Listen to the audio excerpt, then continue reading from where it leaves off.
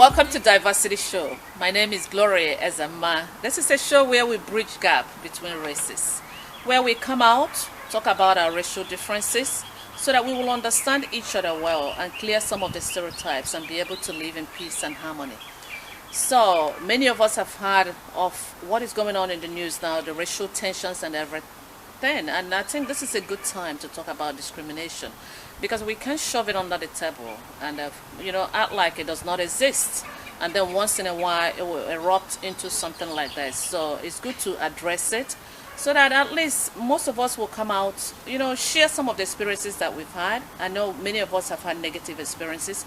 We have also had some positive experiences. So that's why today I brought someone from a different race too. He's white and I'm black. So it's good to, come together and then share some of our stories, some of the good and some of the bad. And then he will give us some advice on how to get along, irrespective of our skin color. So on Diversity Show today is Mr. Paul Dundascheck. Okay, I let him say his last name because you see, I'm from West Africa, so I have a different accent. I don't want to butcher his name, so I wanted him to say it. All right, your last name sounds like a German name, Mr. Paul? Yes, my grandparents on my father's side were from Germany. Okay. But someone whose hobby was the last names of people where they come from said it was a Serbian name. And so after that, I told the family and they accepted it, and now we were Serbian. But on my mother's side, she's Italian, Sicilian. Oh, all right, see? So I am from Nigeria, West Africa, and he is from Germany and from Serbian. You're Serbian and then Sicilian too. Yes. All right, so, okay. So, I have so many questions that I wanted to ask you in terms of race. I know you grew up here. I did not grow up here, so I will share my stories too, but I'll let you share first. So, where did you grow up? Well, I was born in Jersey City of New Jersey, and I don't remember any of that. And then when I was about 4 years old, we moved to Poughkeepsie, New York. And we were there for about maybe 3 or 4 years. And then we moved to Rivervale, New Jersey. Wow. All right, so where did you go to high school? In New Jersey or New York? New York. Nope, New Jersey, excuse me. New Jersey, okay. All right. Okay, you know why I pointed to high school? Because I know most of the time the racial, I'm trying to get a good word for it. People learn about race more when they're teenagers. Because sometimes when you're small, you might grow up in your little community. But once you start going to high school, then you might meet people from other races. So in high school, did you meet people from other races, people that looked different from you? Did you? Not very many at all that I recall. The first instance actually was grade school, when I was about 8 years old, perhaps 3rd grade. I don't know. And there was a boy there named Billy who was obviously not white, and he was part American Indian and part black. He had straight hair, not curly. So one day at lunchtime, one of the other boys said to him, "What's the matter, Bill? Forget to wash your face this morning?" And right away I thought that's bad. That's not right that he said that. Yes, because actually, why did you think that he said that? Because his complexion, the one that he was referring to, had a darker complexion, is it? Yeah, he had a dark complexion, and I don't think it was really prejudice. I think it was just making fun of anything that can be made fun of. Okay, so he didn't, he was not saying it just to humiliate him. It's just like kids making fun. Kids being kids. Okay. All right. Because actually, I remember when you told me the story a little bit before we started taping, you said that the boy became tough after a while, being, a minority in a school that had mostly white kids. Is that true? That he became very tough? He became tough. He beat up this one kid. I heard about that. They used to be friends, and then later on he became a weightlifter, and he made it clear that he wasn't afraid of nobody in any circumstance. Okay. And he was a tough guy. Okay. Because actually, as a black person, what I will understand from that is maybe because of the humiliation, because he was, I will use the word bullied or, insulted so much. So it made him have tough skin because this is the way that he was trying to fight back for, the discrimination that he was facing. You see, and that's why sometimes actually most of the young ones in high school, you see they fight a lot and they're like, oh, the black kids fight them. But when you subject someone to so much humiliation, and after a while, the person will try to resist. And maybe that's why what brings up some of the violence that people see, that make it look like we're not, that we are violent. We are not. But it's just the suppression and oppression. When people are really humiliated, it brings the worst part of them out. All right, so let's go into a different area. So your parents, actually growing up, did your parents talk about race with you? They didn't really talk about race so much, and everything around me was all white. Okay. And so I didn't get anything racist out of them really. That much. When I was growing up. Oh, okay. Actually, I grew up in a similar, environment too. Because in Nigeria, we have mostly blacks. Right. So we don't have people from other races. And when they come, actually, they usually come as visitors. And we treat them very, very well. So when I came to this country, I had such a culture shock because I didn't know that people could be treated differently because of their skin color. So, it was a little bit different. But once again, you're my guest, so I'll let you share some of the negative stories that you know about the blacks. In terms of, I think there was one that you mentioned to me a long time when we were talking before this show again. You said they threw stone or egg at you. Go ahead. I was living in Spring Valley then, had moved out of New Jersey to be on my own. And I was jogging up Myrtle Street and going up the hill, and some black teenagers, maybe about 4 of them, maybe 5, were throwing rocks at me. And I turned around and looked, and I was about half a block away, and they says, "We want to fight, man." But I kept on jogging, and as I started going up the hill, on my right, a dog came running out, like he was gonna attack me, and they said, "Watch out, man! The dog! Watch out!" The same kids that were throwing stones? Same ones that were throwing stones warned me about the dog, who reached the end of his rope anyway. He couldn't reach me. And so I kept on jogging, and that was the end of that. Wow. Oh, well, I'm glad you shared that story. I will share my own too. In terms of the discrimination that I faced. Because like I said, it's good to air these things out. Because sometimes, you don't sit on problem and then without bringing it out. Because that's the only way you can find solution. So, mine was when I came to this country, actually. I walked into a store to buy a pacifier. And when I walked in, there was a white lady that was there. So she kept on following me from one aisle to another. And I didn't know the store, so I was going from one aisle to another to find the pacifier. But she looked a little bit, suspicious because, I felt uncomfortable because I didn't know why she was looking at me. So I kept on going from one aisle and finally I found the pacifier. So I brought the pacifier and I was going to pay at the counter, but there was a long line of people that were waiting, to pay. So what I did was I left the pacifier on top of a counter because I had parked my car right in front of the store. So I needed to put money in the meter so that I wouldn't get a ticket.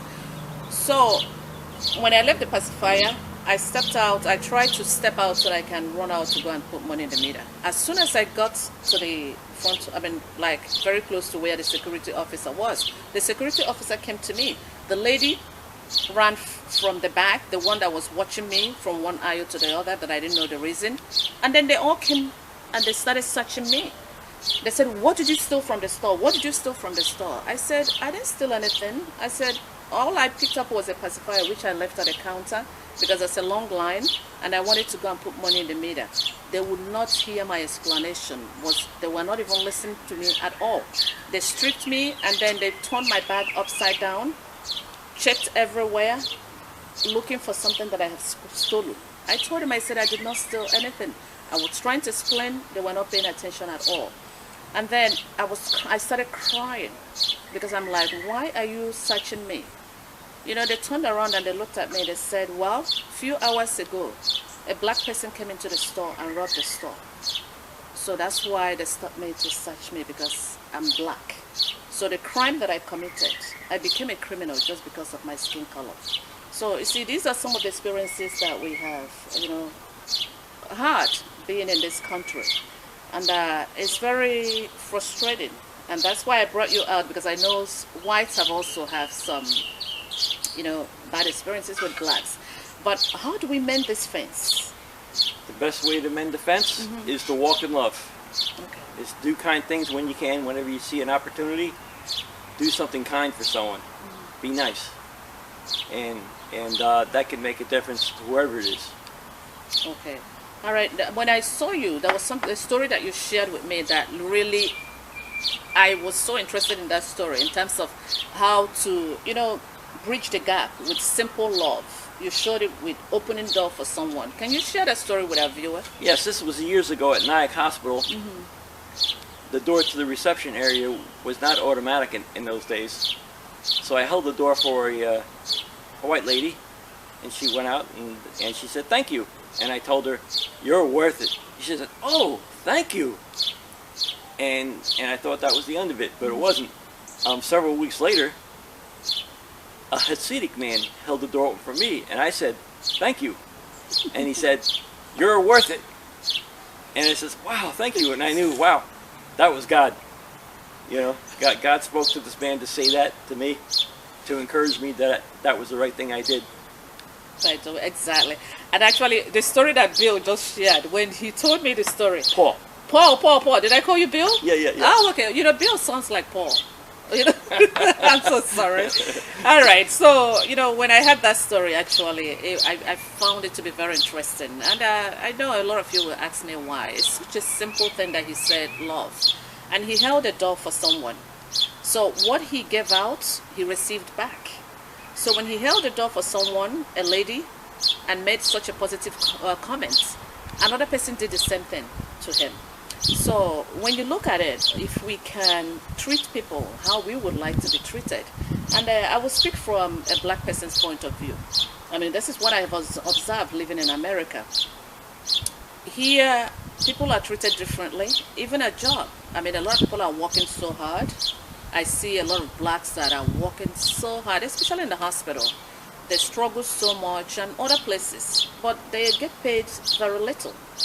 And then others are working and they get paid more. So it looks like the blacks are, poorer here in America, and which is causing so much problem. Because, I mean, when you look at it, when someone is hungry, they are angry.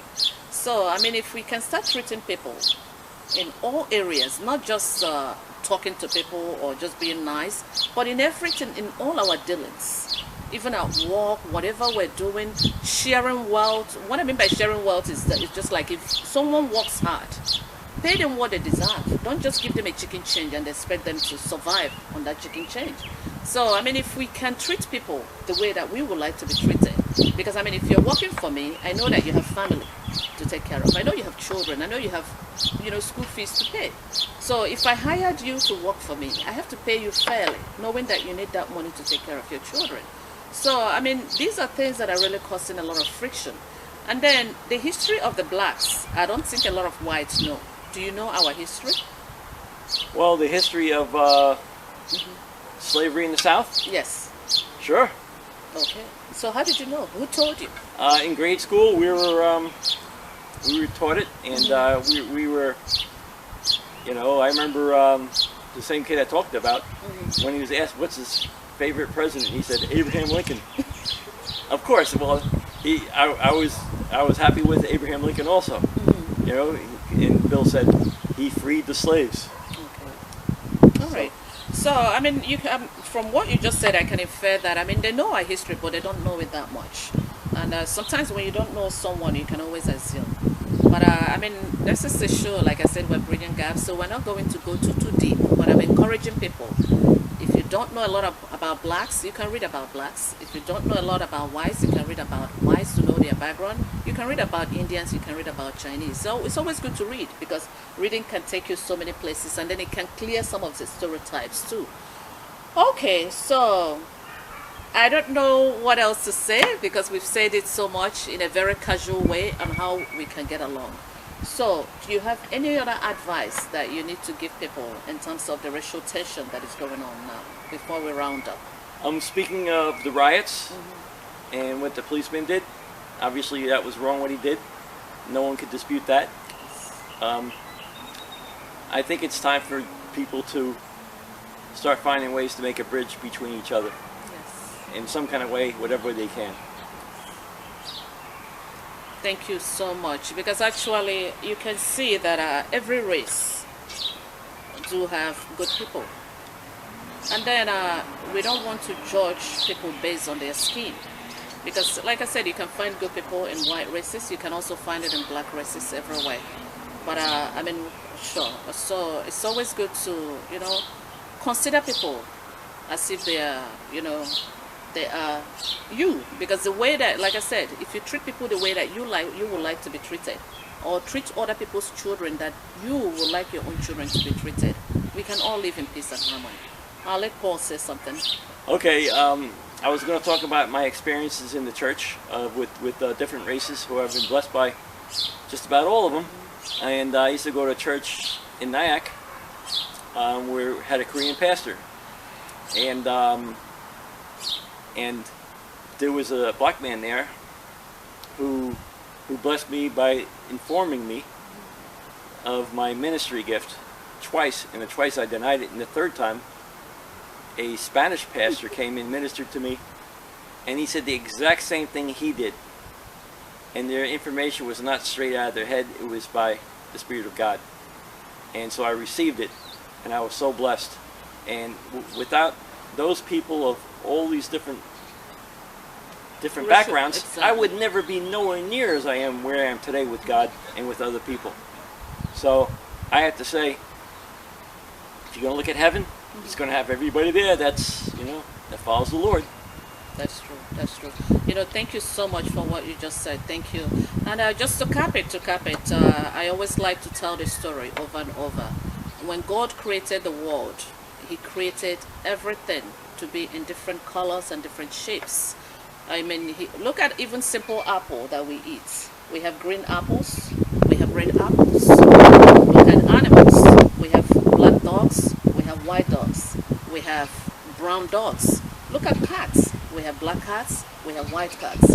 I mean, everything. Even flowers. Flowers come in different shades, different colors. So what about human beings? Why do we feel that we have to be the same color to be accepted? So just look into what we're doing in terms of race.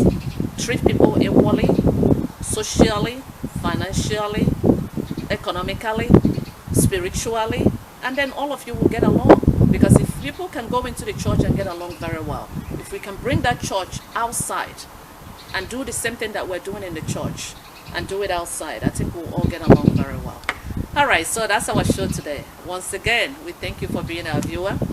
All right, so look forward to other episodes of Diversity, where we bridge the gap between all races so that we can understand each other and live in peace and harmony, irrespective of our skin color or our religion. Thank you, and may God bless you. Thank you, Paul.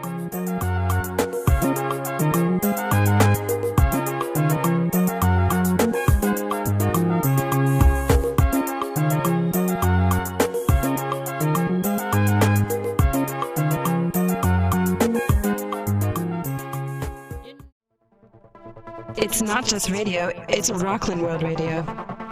RocklandWorldRadio.com